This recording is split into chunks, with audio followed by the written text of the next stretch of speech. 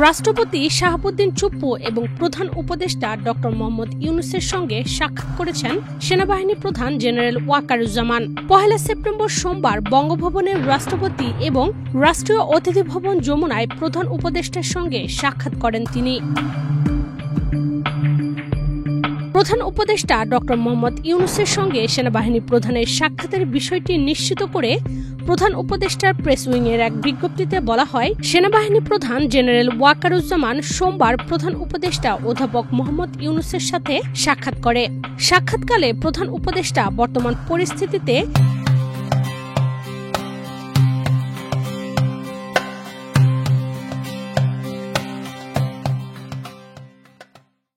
বেসামরিক প্রশাসনকে সহায়তা করার ক্ষেত্রে সেনাবাহিনীর ভূমিকা নিয়ে আলোচনা করেন। আইন শৃঙ্খলা রক্ষায় অব্যাহত অবদানের জন্য তিনি সেনাবাহিনীকে ধন্যবাদ জানান।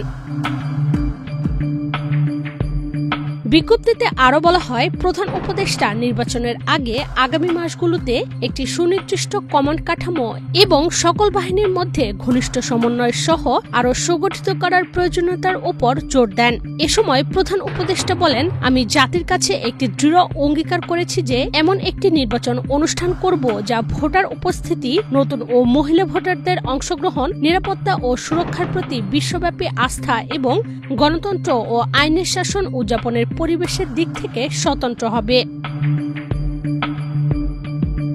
এ সময় সেনাপ্রধান অন্তর্বর্তীকালীন সরকারের সাথে তার পূর্ণ সহযোগিতার আশ্বাস দেন। তিনি প্রধান উপদেষ্টাকে চারপাশে ছড়িয়ে পড়া গুজবে কান না দেওয়ার আহ্বান জানান।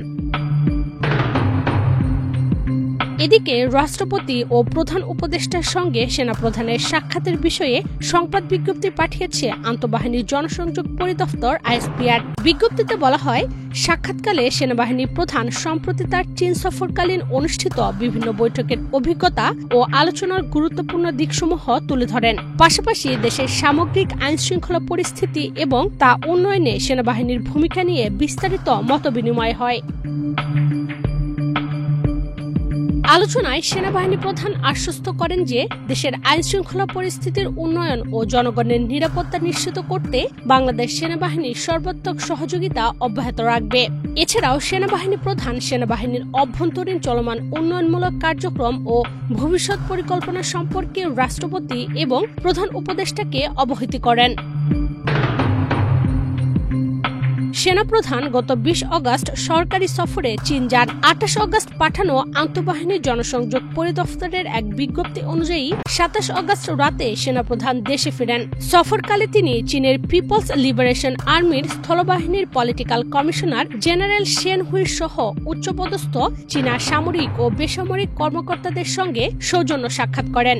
তিনি দ্বিপক্ষীয় স্বার্থ সংশ্লিষ্ট বিভিন্ন বিষয়ে আলোচনা করেন। ইশরাত চৈতি, ডেস্ক রিপোর্ট।